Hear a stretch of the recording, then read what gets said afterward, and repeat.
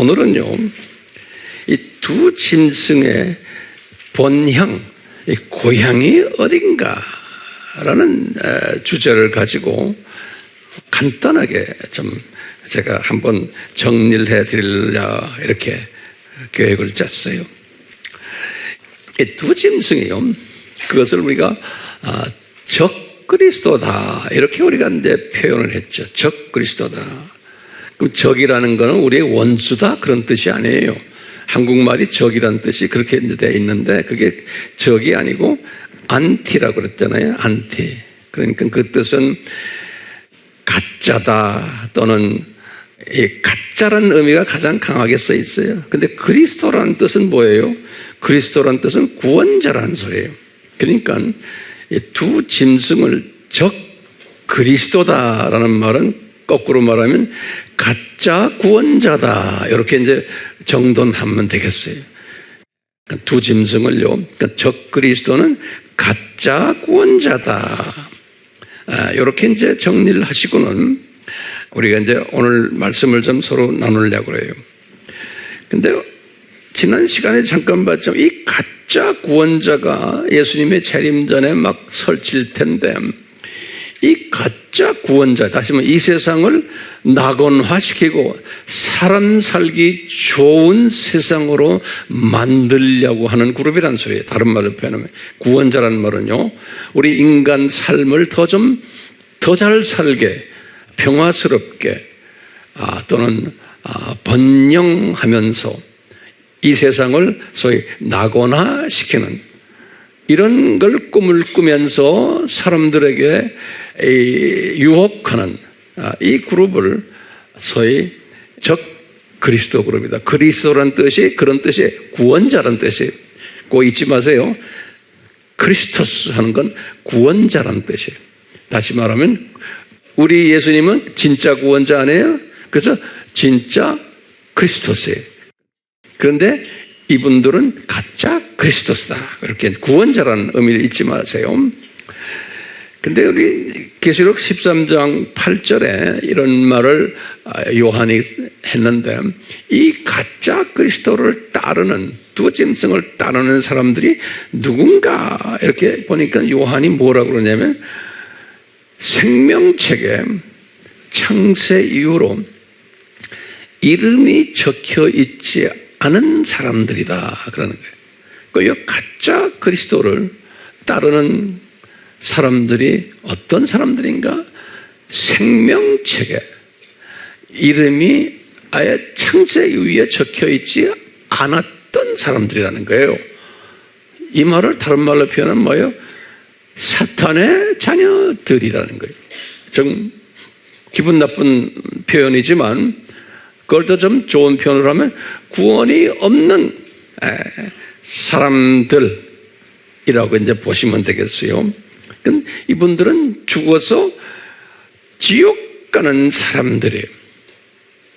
이 사람들이 이 두 짐승 그룹들, 다시 말해 가짜 구원자라고 말하는 이 그룹들을 좋아하고 따른다 그랬어요. 네, 그러니까 오늘날 지금 우리나라에서 일어나는 모든 이런 것들을 보면서 이런 걸 여러분들이 생각하시면 되는 거예요. 자, 그런데 문제는 뭐냐? 크리스천이라는 사람들도 이 그룹을 따르는 사람들이 있는 거예요. 크리스천이라는 사람들도. 그러니까 이 교회에 나오는 크리스천들이지만 엄밀한 의미에서는 소위 종교다원주의를 이야기하고 다른 종교도 기독교와 같다.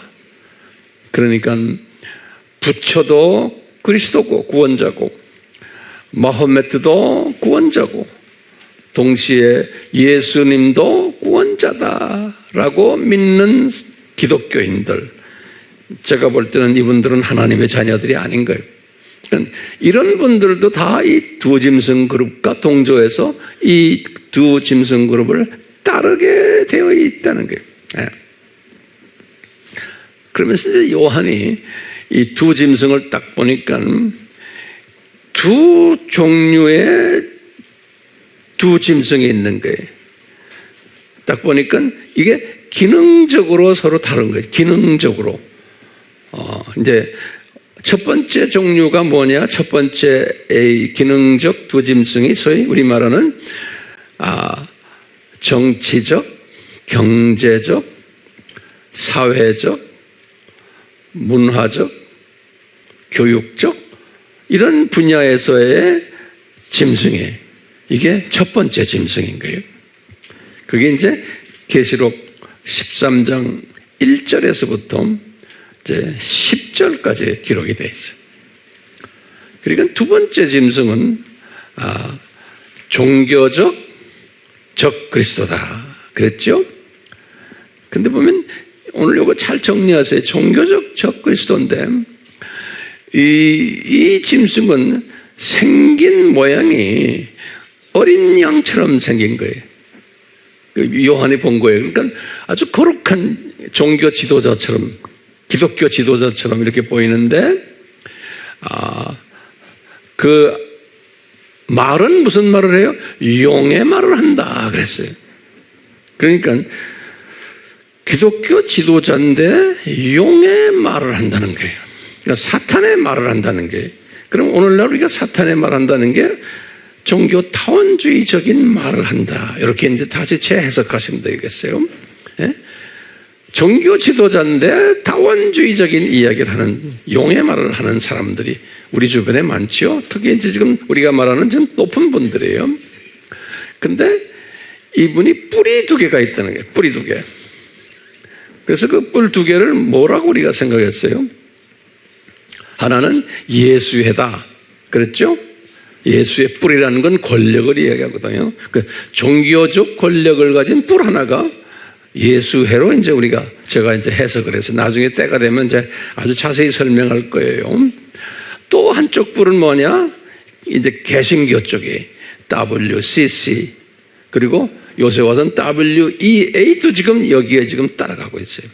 그러니까 이 두 뿔인데 한 뿔은 로마 카톨릭 쪽에 예수회고 또 한 뿔은 권력계 WCC와 WEA로 이렇게 보시면 돼요.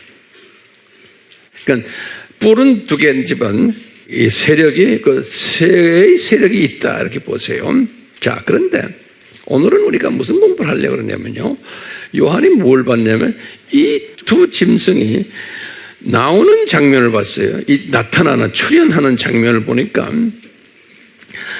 이 첫 번째 짐승은 어디서 나오냐면요. 바다에서 나오는 거예요. 바다에서. 네. 13장 1절에. 그리고 두 번째 짐승은 어디에서 나오냐면 땅에서 나와요. 이제 성경 한번 열어보시면 거기 딱 나와요. 땅에서 나와요. 그렇기 때문에 요 짐승이 특징이 나오는 출처가 다른 거예요. 첫 번째가 어디에 있어요? 바다에서 나오고 두 번째는 어디서 나와요? 땅에서 나와요.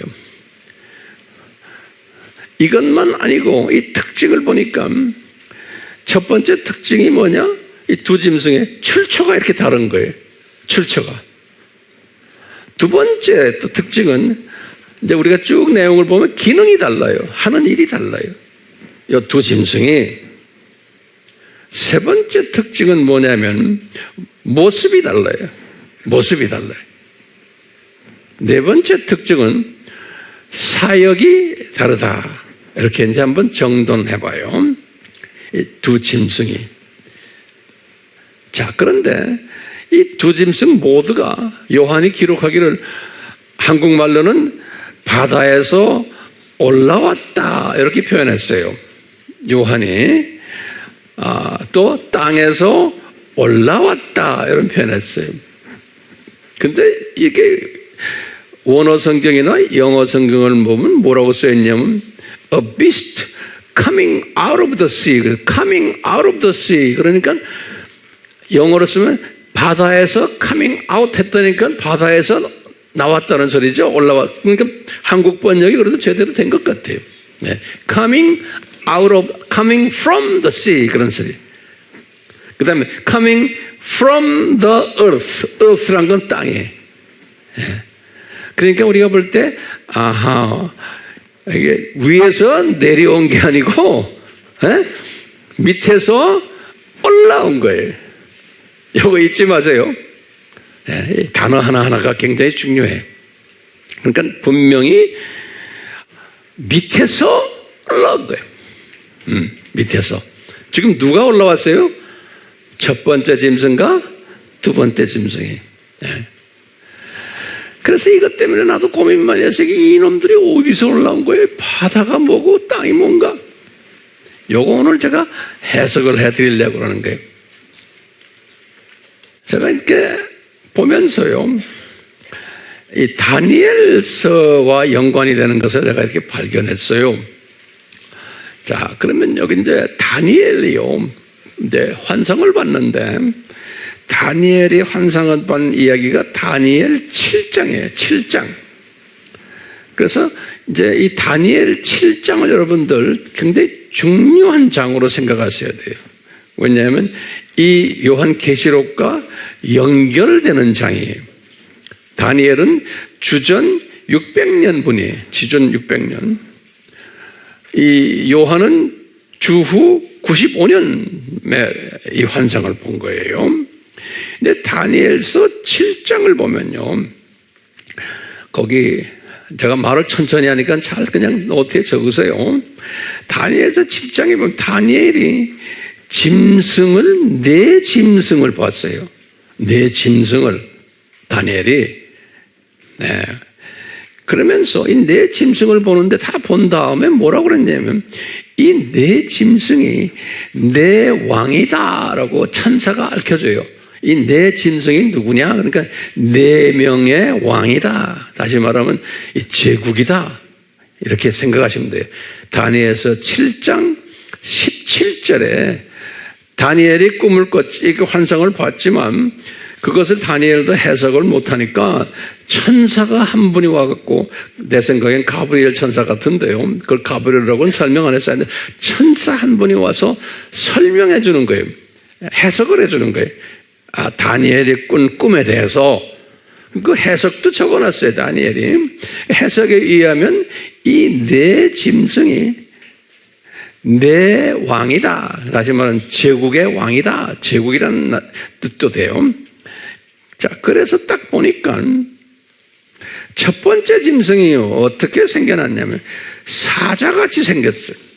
그런데 독수리 날개를 달고 있는 거예요. 사자같이 생겼는데 그것을 딱 보면서 나중에 이것이 뭐로 해석이 되냐면 그 당시에, 다니엘 당시에 이 바벨론 제국을 이야기하는 거예요. 다니엘 7장 이제 4절이에요. 바벨론 제국을 이렇게 사자 독수리로 보는 거예요.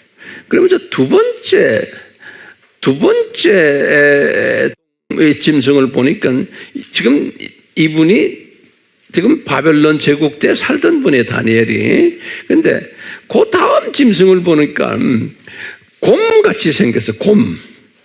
그래서 나중에 이제 이것을 우리가 해석을, 이것이 7장 5절에 보면 페르시아 왕이다. 이건 미래형이에요. 페르시아 왕을 미리 보여준 거예요. 페르시아 왕을. 그 다음에 이제 이 세 번째 짐승을 보면 표범처럼 생겼다 그랬습니다. 이제 이 7장이 다니엘서 2장과 3장에 보면은 그 당시에 느부갓네살 왕이 꿈을 꾼 거하고 똑같은 꿈이에요. 그러니까 그렇기 때문에 그 꿈에 의하면은 이게 페르시아 왕이고, 그 다음에 표범 세 번째 짐승은 그리스 알렉산드리아, 그리스 제국의 왕이에요. 그리스 제국이. 다니엘서 7장 6절에 이렇게 세 짐승을 본 거예요. 다니엘이 이 꿈에서. 근데 짐승은 넷을 봤거든요. 근데 신기한 게, 이게 해석이 굉장히 어려워요. 근데 신기한 게 네 번째 짐승이 신기한 거예요. 이 네 번째 짐승을 딱 보니까 이건 특별한 짐승이에요. 그래서 제가 딱 보니까 제가 해석하는 거예요, 이건요. 다니엘이 네 번째 짐승을 보니까 어떻게 생겼냐면 이빨이 철로 된 이빨 가지고 있고, 그래갖고 그 이빨 가지고 주변을 다 사로잡아 먹어버려요. 다 파괴시키고 산선조각을 내는. 그 다음에 뿔이 10개가 있는 거예요. 지금 네 번째 짐승을 이야기해요. 그리고 이 뿔 10개 있는데 그 파워가 대단한 거예요. 그래서 제가 이걸 쫙 보면서 아하, 요 네 번째 짐승은 누굴 이야기하냐면 시간을 짬뿌려가지고 예수님 재림 전에 지금 요한이 본 두 짐승을 이야기하는 거예요.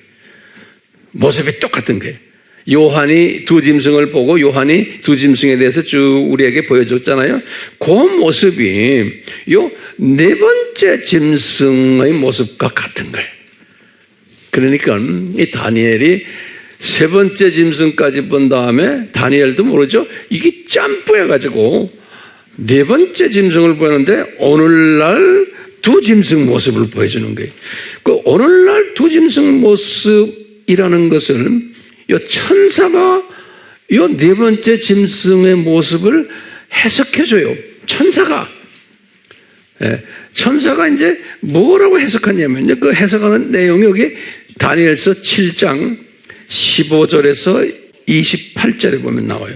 다니엘서 7장 15절에서 28절을 보면 여기 보면 철로 된 큰 이빨을 가지고 뿔이 10개가 있는데 그래가지고 온 세상을 집어삼키는 능력을 가지고 있더라. 그래. 지금 두 짐승이 지금 그런 역할을 지금 하고 있잖아요. 그런데 그 중에 하나가 지금 이 짐승 지금 있는데요. 이 두 짐승이 있는데 또 한 짐승이 거기에서 나오더라는 거예요. 두 짐승 사이에서. 지금 여기 지금 네 번째 짐승인데 저를 따라오세요. 다니엘이 네 번째 짐승을 봤는데 그 네 번째 짐승이 요한이 말하는 두 짐승이 그 네 번째 짐승이라는 거예요. 되겠어요? 시간을 짬뿌해가지고. 근데 그 네 번째 짐승 보니까 거기에 또 한 짐승이 거기서 나오더라는 거예요. 거기에 네 번째 짐승이 뭐라고 해요? 두 짐승이라고 그랬죠? 두 짐승인데 그 두 짐승인데 그 중에 첫 번째, 그 안에 첫 번째 짐승이 이렇게 철로 된 이빨을 가진 이놈인데 거기에서 또 새끼 치면서 한 짐승이 또 나오더라는 거예요. 다니엘서 7장 24절에 거기 제가 보니까 그게 종교적 적그리스도예요. 거기서 또 하나 가지쳐서 나오는 거예요. 그 하나가 뒤를 띄어서 나오는데 곧 나오는 그 하나가 새 왕을 복종시키더라 그랬어요. 그런데 종교적 적그리스도가 나오는데 이 종교적 적그리스도가 새 왕을 복종을 시키더라는 거예요.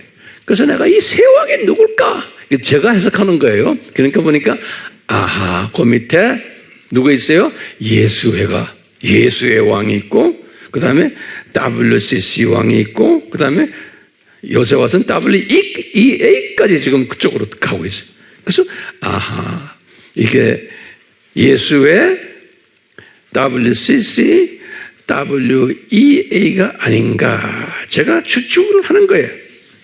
다니엘서 7장 24절에 여기에 대한 자세한 것은 이제 때가 되면 더 자세히 설명을 해드릴 거예요. 그렇지만 오늘은 이게 왜 그랬냐면요.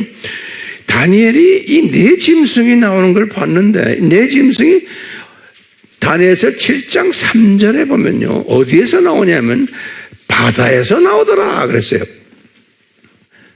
자, 아까 그랬죠. 다니엘이 네 짐승을 봤는 다니엘이 볼 때도 이 네 짐승이 지금 어디서 나와요? 바다에서 나오더라는 거예요. 근데 주전 600년이에요. 주 95년에 요한이 딱 보니까 이 첫 번째 짐승이 바다에서 나오고 두 번째 짐승은 땅에서 나오더라. 그렇죠? 그런데 지금 여기 다니엘이 볼 때는 첫 번째 짐승이나 지금 말하는 두 번째 지금 종교적 이 짐승이나 다 바다에서 나오더라는 거예요. 그 보면은 아하, 이 바다와 땅이 이게 같은 의미구나 라고 제가 지레 한번 해석하는 거예요. 조금 복잡하죠? 좀 있으면 이제 소화가 될 거예요. 자, 그러면 이제 여러분들이 그렇게 황 목사님 도대체 그럼 바다가 뭡니까? 땅은 뭡니까?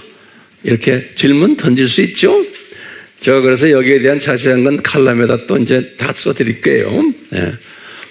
자, 그런데 여기에 대한 답을 딱 보면요, 우리가 계시록 20장 13절에서 15절까지 볼 수가 있어요. 여러분들이 쭉 하다가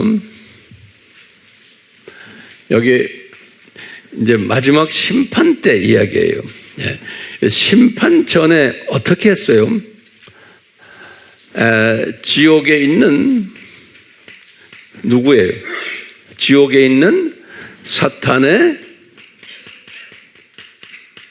자녀들을 어떻게 시켜요? 부활시키죠?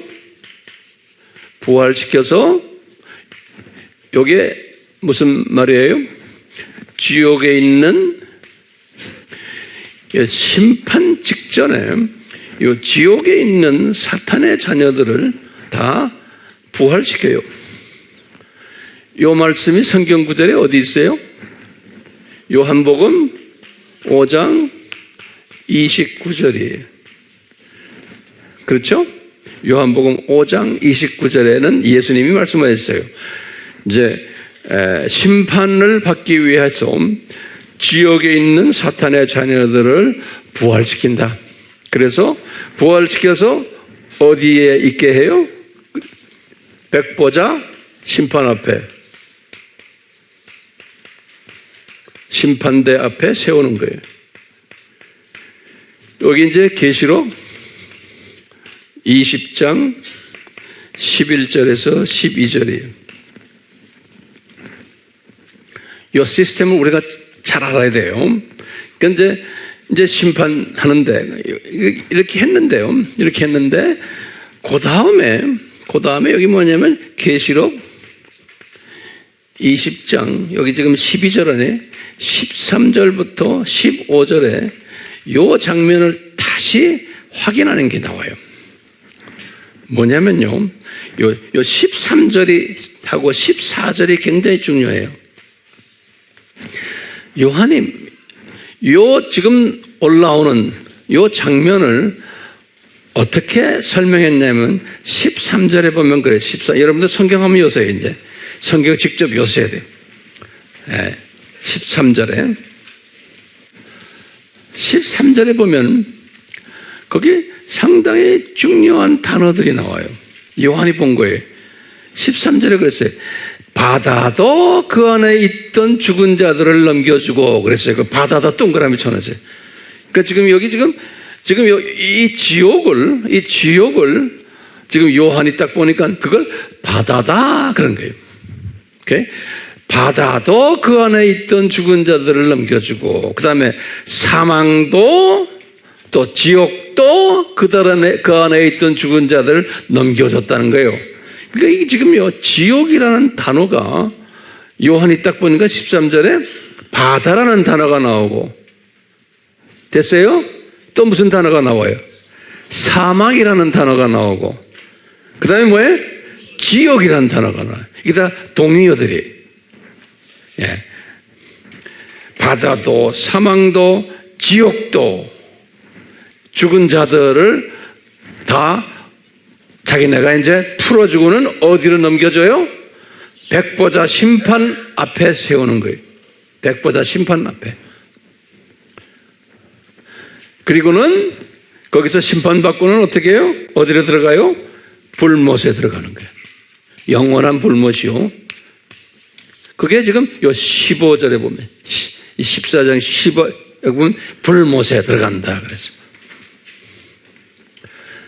그러니까 한번 정리가 어떻게 돼요? 지금 이 두 짐승이 어디서 나온다고요? 바다에서 나온다 그랬어요. 그러면 지금 이 두 짐승 그룹들이 우리 주변에 있는 이 두 짐승 그룹들이 출신이 어디라는 거예요? 바다라는 거예요. 그 출신들이 사람 모습으로 나타난 거예요. 왜? 사람들처럼 보여요. 그런데 소속이 어디라는 거예요? 그 동네라는 거예요. 땅은 뭘까요? 똑같아요. 땅도 그렇게 표현한 거예요. 바다를 또는 여기 지금 나오죠? 바다, 죽음, 또 뭐예요? 지옥. 지옥이라는 건 땅의 감옥이라는 소리 아니에요? 지옥. 그러니까 이 친구들이 본래 어디에서 나오나 소속이 어디다? 정확하게 우리에게 보여주는 거예요. 그리고 때가 되면 어디로 가요? 불못으로 던짐 받는 거예요. 어떤 사람들은 이게 소화를 못해요. 왜 소화 못할까? 성령님의 기름 부음이 임하지 않으면 크리스찬으로 해서 이거 소화하는 거 아니에요. 크리스찬은 성령님의 기름 부음이 임해야지만 지식이 생기고 명철이 생기고 지혜가 생기고 영분 면력이 생기고 다 그러는 거예요. 그러니까 같은 기독교인이라고 해서 다 같은 게 아니에요. 교회 다니는 사람들 중에서도 이 출신들, 이쪽 갈 출신들도 많아요. 우선 다원주의를 이야기하면 이분들은 엄밀한 의미에서는 크리스찬이 아니에요. 어디 갈 사람들인지 알잖아요. 그러니까 우리가 지금 그런 시대에 살고 있어요. 그래서요, 한번 제가 정리를 좀 해봤어요. 이 지옥을 5단계로 제가 한번 나눠봤어요. 왜 이제 보면요, 여기 보면 지옥의 5단계. 그러니까 조금 환경이 좋은 지옥부터 시작을 해서 환경이 밑으로 내려갈수록 환경이 더 나쁜 거예요. 여러분들 거기 갈 필요도 없지만 제가 이제 성경을 이렇게 보니까 제일 먼저 괜찮은 지옥이 한국말로는 음부라 그랬어요. 음부. 이 음부를 헬라말로는 뭐냐면 하데스라고 그랬죠. 하데스. 헬라말로는. 근데 영어로도 하데스라고 썼어요. A 대문자에 소문자에. 영어로도 하데스라고. 영어권 사람들은 불러요. 이게 이제 누가복음 16장 23절이 대표적으로. 여기 뭐예요? 우리 부자와 나사렛 우리 이야기 있죠? 그때 그 부자들이 어디 갔냐? 여기 음부에 갔어요. 나사로는 아브라함의 품에 갔고, 그런 의미에서 이 음부예요. 요거를 이제 구약에서는 유대인들은 이것을 쇼올이라고 불러요. 그냥 한국말로도 쇼울이라고, 쇼올. 이렇게 이제 우리가 부를 수 있어요. 여기 이제 민수기 16장 30절에 이렇게 이 음부가 있어요. 이거보다 조금 더 환경이 나쁜 것을 저는 이렇게 사망이라 봤어요. 아까 보시 이게 지금 영어로는 death 그래요. 근데 이제 헬라 말로는 내가 칼럼에다가 써주겠지만 여러분 내가 자꾸 혼돈이 돼. 이게 자꾸 영어 쓰려고 헬라 말 자꾸 쓰려고 그래서 사나토스 그래요. 사나토스. 이건 계시록 1장 18절, 지금 계시록 20장 13절에서 14절에 지금 표현 나오는 표현이 요 사망이라는 거예요. 사망. 여기 두 번째 레벨의 지옥 같아요. 예. 그러니까 이게 틀릴 수도 있어요. 제가 그렇게 생각하는 거예요. 됐어요? 그러니까 황 목사님 나는 동의 안 합니다. 그럼 동의 안 해도 괜찮아요. 예. 여러분들을 위해서 제가 정리해 드리는 것 뿐이에요. 그런 거 가지고 나한테 덤벼들지 마세요. 네. 자, 지옥이요. 그 다음에 지옥을 한국말로는 게헨나라고 그래요. 한국말이 아니라 이게 이제 헬라말로 게헨나 그래. 여기 그 지옥이 영어로는 헬이라고 그러잖아요. 헬. 이 뜻은 뭐냐면 쓰레기장이라는 소리다 그래요. 요거는 이제 마태복음 여러 군데 나오지만 5장 22절 또는 마태복음 10장 28절에 보면 요 단어가 지옥이라는 단어, 게헨나, 헬 이렇게 나와요. 그 다음에 이제 네 번째는 감옥이다 이렇게 해서 감옥은 헬라말로는 푸라케라고 그래요. 푸라케. 헬라말. 영어로는 우리 알다시피 프리즌이 감옥이에요. 이게 이제 계시록 20장 7절에 나오는 표현이에요. 이게 여기 뭐냐면 사탄을 천년왕국 시작하면서 어디다 집어넣는다 그랬죠? 감옥에다 집어넣는다 그랬어요. 그래서 감옥에서 1000년 동안 있다가 감옥 7절에 보면 1000년 있다가 감옥에서 나온다 그래서 사탄이. 그러니까 사탄이 있는 곳이니까 상당히 깊은 것 같아. 예. 우리가 추측하는 거예요. 안 가봐서 나도 몰라요. 여러분들의 도움을 위해서 제가 지금 하는 거예요. 근데 가장 깊은 데가 어디냐면 이게 무적행 같아요. 무적행이란 요 뜻이 헬라말로는 아비소스 그래요. 이런 거 참고로 다 알아두세요. 헬라말로. 그래서 이제 영어로는 이것을 뭐라고 그러냐면 아비스라고 부르기도 하고요. 또 영어로는 이게 중요한 게 뭐냐면 무적행이라는 뜻이 이게 더 밑바닥이 없는 바텀, 레스, 핏이란 건 이게 갱이란 소리예요. 갱. 바텀 레스. 하지만 제일 밑바닥이란 소리예요. 그러니까 제일 밑바닥, 그러니까 바닥, 그 밑으로는 없는 거예요. 그래서 무저갱이라고 그러는 게. 그러니까 제일 밑바닥에, 지옥에. 그것을 무저갱이라, 이렇게 해서. 이것을 아비소스 또는 아비스, 이렇게 번역이 되어 있어요. 그러면 바다는 어딜까? 이게 알다시피 두 짐승이 바다에서 나온다고 그랬잖아요. 그러니까 내 생각이에요.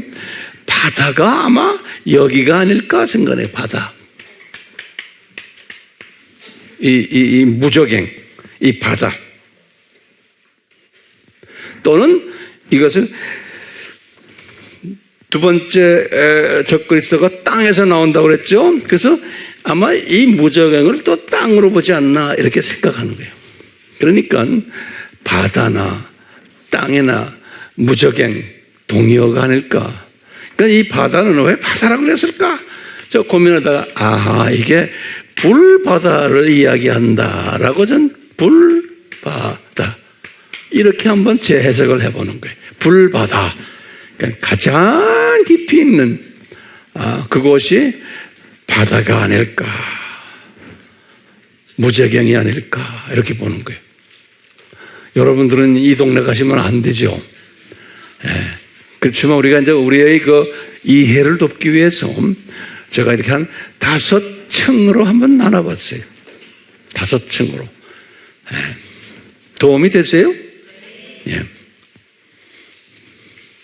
대답 안 하는 사람도 있어요. 자, 그렇기 때문에 우리가 보면 지금 이 두 짐승이 어디에서 나온다는 거예요? 첫 번째 짐승이 바다 바다에서 나온다 그랬죠. 그러니까 우리가 재해석하면 무저경에서 나오는구나. 아주 깊은 데서. 거기에 있다가 지금 예수님이 그 짐승 그룹들을 사용하시려고 이놈들을 끄집어내는 거예요. 거기 출신들이. 그리고 첫 번째, 두 번째 짐승도 똑같이 이 동네 출신들이. 이렇게 우리가 해석을 하면 어떨까 생각해요. 그러면 여러분들 지금 우리 주변에 이 출신들의 그 똘마니들 얼마나 많아요? 그럼 우리가 영적인 시각으로 이 세상을 그렇게 보는 연습을 해야 되는 거예요. 근데 이 연습 아무나 할 수 있어요? 안 돼요. 성령님의 기름 부음이 없으면 택도 없어요. 그걸 인정도 안 하려고 그래요. 왜? 나하고 똑같이 생긴 사람인데 이렇게 보는 거예요. 인본주의적 생각이에요. 또 인간적인 생각이에요. 왜? 성령님의 기름 부음이 없으면 이것을 소화할 수가 없어요. 자, 한번 거기다 좀 적어보세요. 같은 인간이지만 출신이 다른 거예요. 출신이 또 소속이 다른 거예요. 같은 인간이지만 또 중요한 게 있어요. DNA가 다른 거야. DNA가 같은 인간이지만 우리가 알다시피 요한 1서의 3장 8절에서 10절에 요한 1서 3장 8절에서 10절에 요한 1서를 쓴 그 요한은 예수님의 육신의 동생이에요. 아니. 그건 이제 야고보고 이 요한은 알죠? 예수님의 가장 가까운 어떤 분들은 이종 사춘이다라까지 보는 아주 가까운 분이 요한이에요. 자, 이 요한이 본 거예요. 뭐냐? 이 사탄의 DNA를 가진 사람들의 특징들을 이제 쭉 성경에 보면 나와요. 그래서 이제 거기다 적어보세요. 제가 보니까 여러분들의 도움을 위해서 제가 이거 지금 하는 겁니다. 10가지 특징들이 있음을 제가 볼 수 있어요. 이 사탄의 DNA를 가진 분들. 첫 번째. 준비됐어요? 첫 번째는 사탄의 씨를 가진 분들이에요. 그래서 이 사탄의 씨를 헬라말로 스페르마 그랬죠? 여기 영어로는 정자예요. 스퍼름. 여기 헬라말로는 스페르마 그랬어요. 이 사탄의 스페르마를 가진 사람이에요. 성경 구절 드릴게요. 요한 1서 3장 8절에서부터 10절이에요. 사탄의 스페르마를 가진 사람. 그 DNA 가진 사람. 그렇기 때문에 두 번째 특징이 뭐냐? 그렇기 때문에 이분들은 사탄의 자녀들인 거예요. 사탄의 자녀들인 거예요. 요한복음 8장 44절과 요한 1서 3장 7절이에요. 사탄의 자녀들인 거예요. 세 번째로 이 세상 사람들 중에서 대다수의 사람들이 여기에 속해 있는 거예요. 성경 구절 마태복음 7장 13절에서 14절에 또요. 누가복음 13장 23절에서 24절에 그 다음에 네 번째로 이분들은 또 어떤 특징 가지고 있나? 가인, 아담의 아들이죠. 가인으로부터 나온 자들이다 하는 거예요. 가인으로부터 나온 자들이다. 성경 구절 요한 1서 3장 12절 또 유다서 11절이 유다서는 한 장밖에 없어요. 그래서 유다서 11절 그래요. 자, 몇 번째예요? 다섯 번째는 사나운 짐승처럼 본능적으로 부패된 자들이다. 그래서 사나운 짐승처럼 본능적으로 부패된 자들이다. 베드로 후서 2장 12절과 유다서 10절이. 자, 그 다음에 여섯 번째로 멸망받는 자들이다. 유다서 11절과 계시록, 이게 지금 계시록 20장 11절에서 15절이, 계시록 20장 11절에서 15절이 멸망받는 자들이다. 일곱 번째로 베드로가 한 말인데요. 예수님을 영접 안 하기로 정해진 자들이다 그랬어요. 베드로가 예수님을 영접하지 않기로 정해진 자들이다 그랬어요.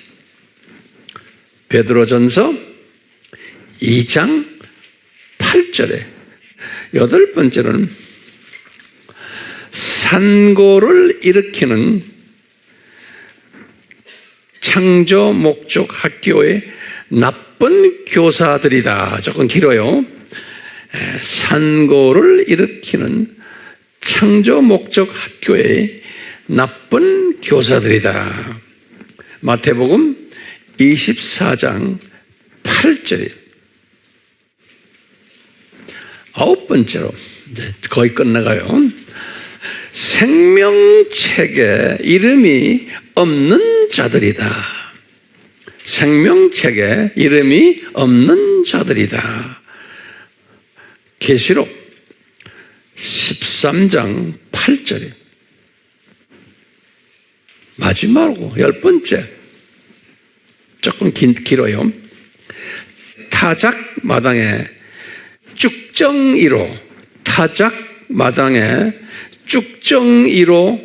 쭉정이인데 영원한 불못에서 태움 받는 자다. 이렇게 써놨어요. 타작마당에서 쭉정이로 영원한 불못에서 태움 받는 자들이다. 누가복음 3장 17절과 우리 계시록 20장 11절에서 15절이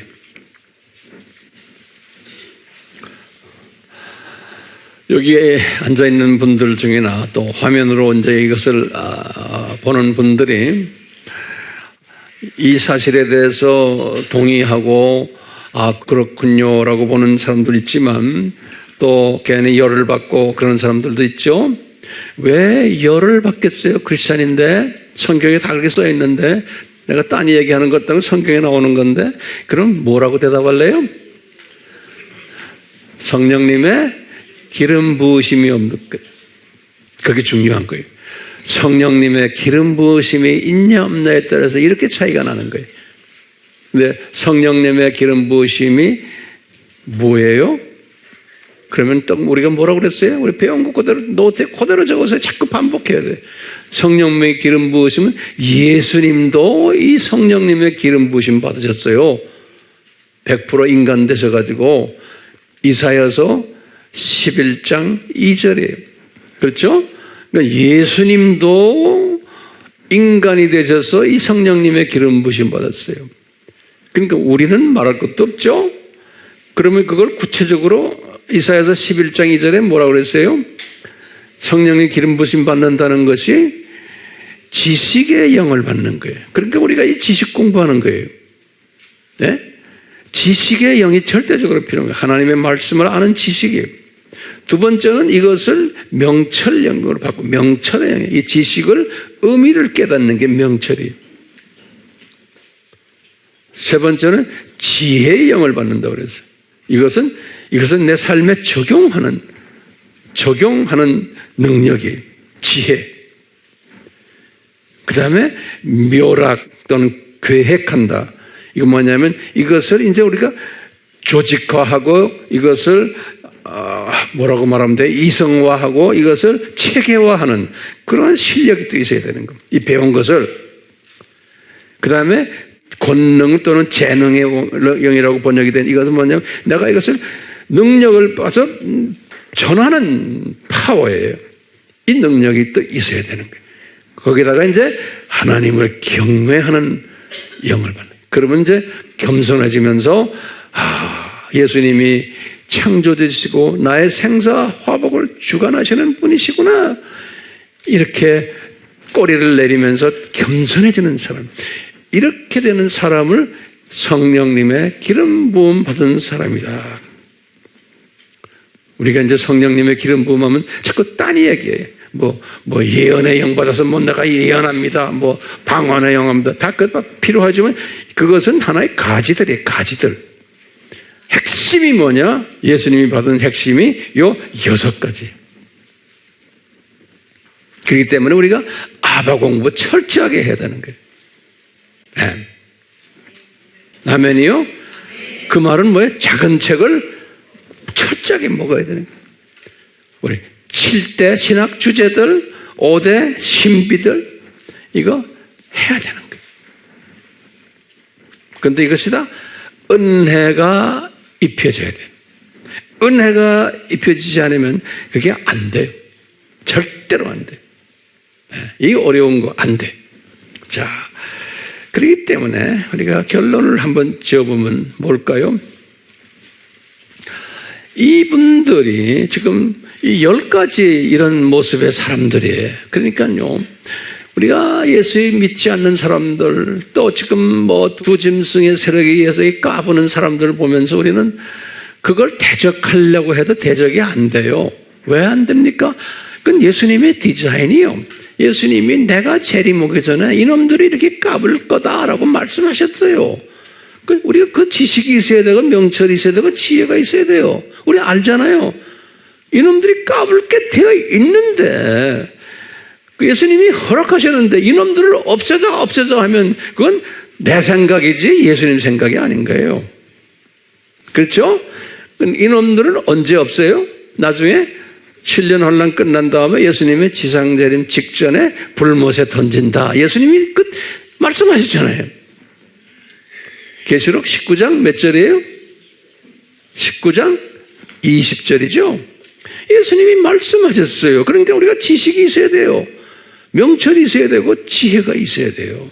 그렇기 때문에 이걸 없애려고 자꾸 하는데 없어지지 않아요. 앞으로 더 심해질 거예요.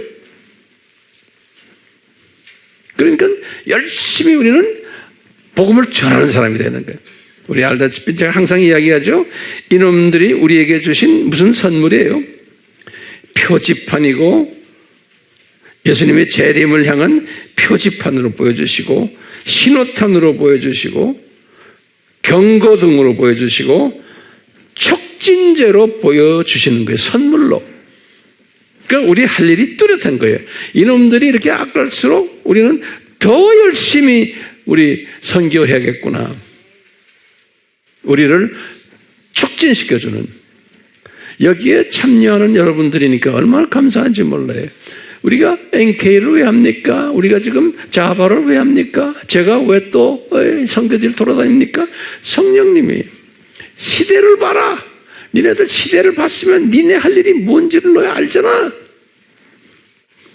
그래서 주님이 이 일들을 하시게 하시는 거예요. 자, 제가 결론적인 말씀을 좀 드릴게요.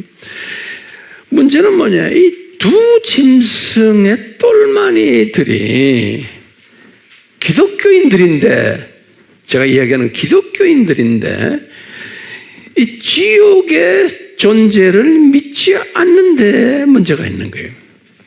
이 지옥의 존재를 기독교인들이 요새 믿지 않는 사람들이 훨씬 더 많아요. 그렇기 때문에 그걸 어떻게 하느냐? 주일날 설교에 로마 카톨릭이나 성공회나 개신교 교단들이나 주일날 설교에 목사님이 또는 신부께서 지옥 이야기 안 해요. 그거 이야기하면 교인들 다 도망간다고 생각하는 거예요.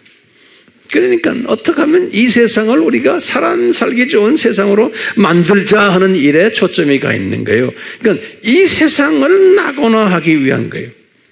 그 지옥 이야기를 하면은 교인들이 싫어해요. 왜요? 이분들이 알고 보면은 하나님의 자녀들이 아니요. 자, 이 두 짐승의 똘마니들이 오늘날 지옥 이야기를 안 하는데 진짜 이 지옥이 자기네 고향인데, 그렇죠? 자기네 고향을 모르는 거예요.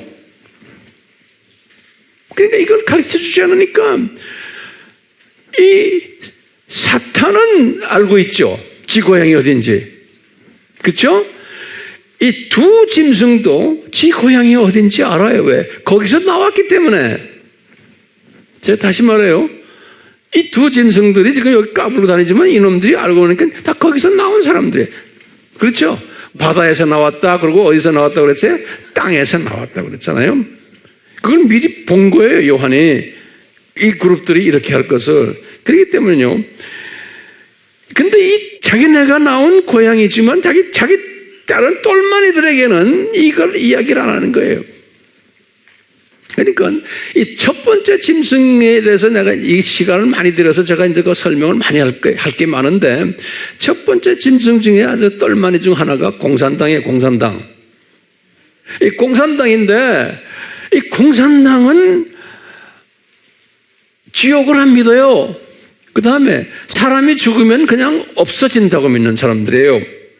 사람이 죽으면 그냥 소멸해버린다고. 공산당은 그렇기 때문에 사람을 그냥 하나의 물질화 생각하는 거예요. 그러니까 이 사람들은 사람 죽이는 거를 우습게 알아요. 그냥 없어지는 존재들이야. 그러니까 인간에 대한 존엄성이 없어요. 그러니까 마음대로 죽이는 거예요. 북한 친구들도 그렇죠. 중국도 마찬가지예요.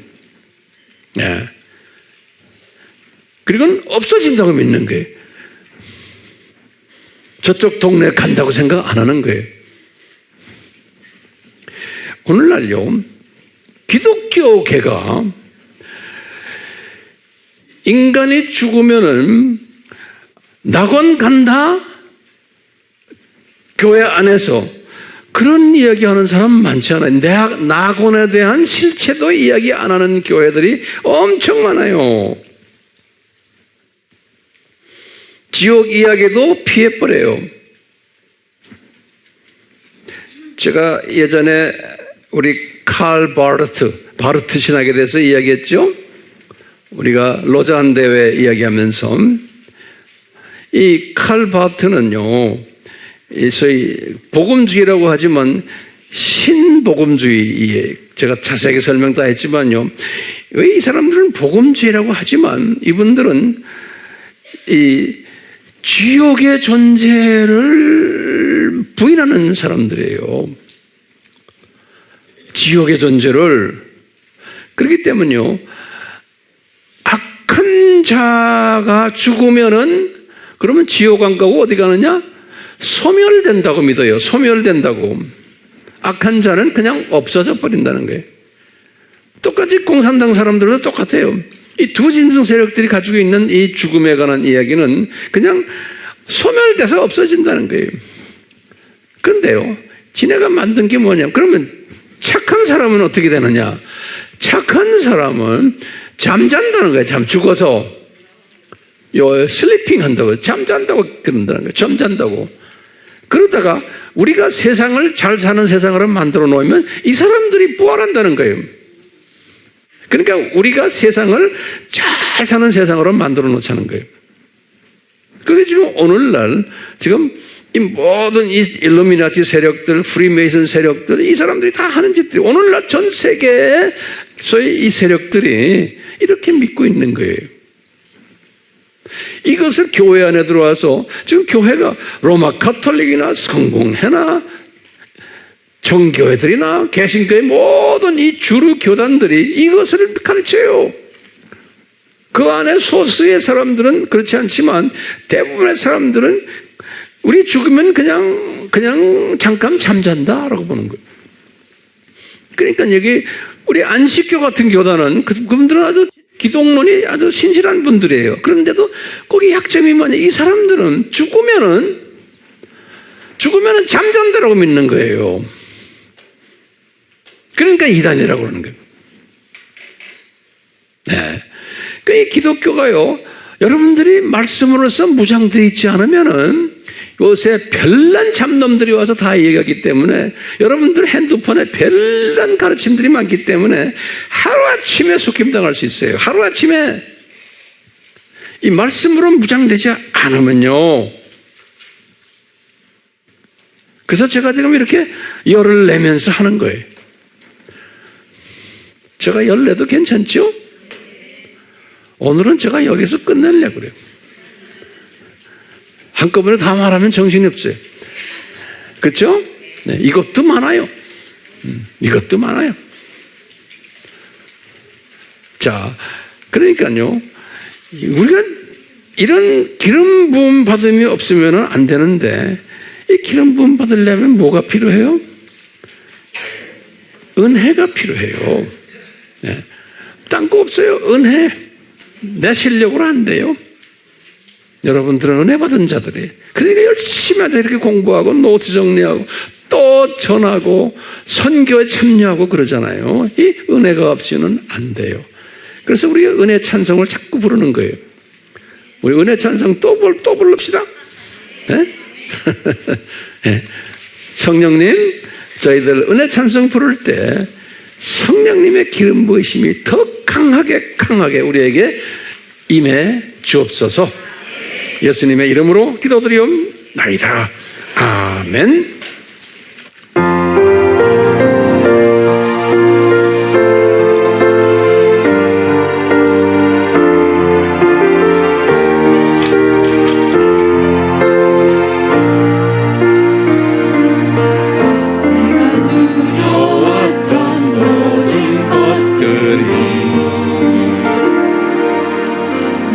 지나왔던 모든 시간이